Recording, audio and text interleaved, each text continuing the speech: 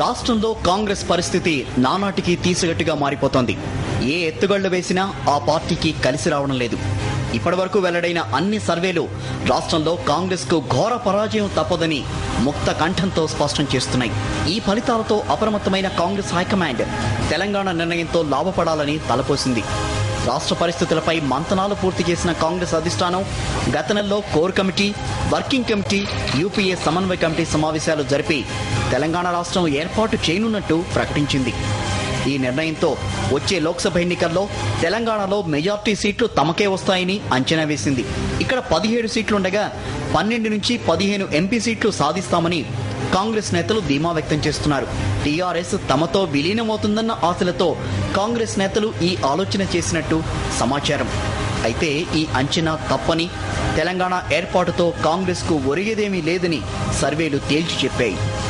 ఇప్పటికిప్పుడు ఎన్నికలు జరిగితే రాష్ట్రంలో కాంగ్రెస్ పార్టీకి 5-6 ఎంపీ సీట్లు మాత్రమే వస్తాయని India Today C voter survey వెల్లడించింది. 33 సీట్లతో కేంద్రంలో పార్టీని అధికారంలో నిలబెట్టిన ఆంధ్రప్రదేశ్లో ఏకంగా 26 సీట్లు కోల్పోనుందని వెల్లడించింది.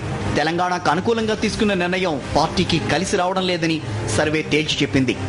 ఎన్నికల్లోపు తెలంగాణ ఏర్పడినా ఏర్పడుకున్నా రాష్ట్ర ఏర్పాటు క్రెడిట్ మాత్రం గులాబీ పార్టీకే పోతుందని పేర్కొంది.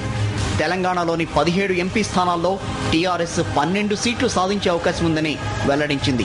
రాష్ట్రంలో బలీయమైన శక్తిగా ఎదిగిన వైఎస్ఆర్ కాంగ్రెస్ పార్టీ మరోసారి పెను ప్రభావం చూపబోతోందని మరోసారి సర్వే పేర్కొంది.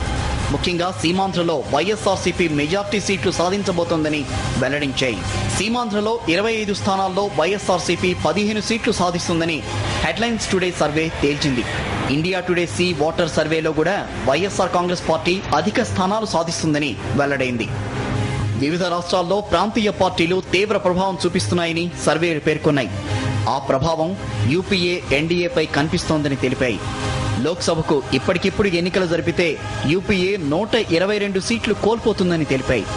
అయితే యూపీఏ పతనం ఎన్డీఏకి పెద్దగా కలిసి రావడం లేదని, ఆ కూటమికి 155 సీట్లు మాత్రమే సాధించగలదని సర్వేలు వెల్లడించాయి. ప్రాంతీయ పార్టీల బలం 251కి పెరుగుతుందని సర్వేలు వెల్లడిస్తున్నాయి. 2009 ఎన్నికల్లో 125 సీట్లు సాధించిన ప్రాంతీయ పార్టీలు ఇప్పుడు 126 సీట్లు అధికంగా సాధించే అవకాశం ఉందని సర్వేలు పేర్కొన్నాయి.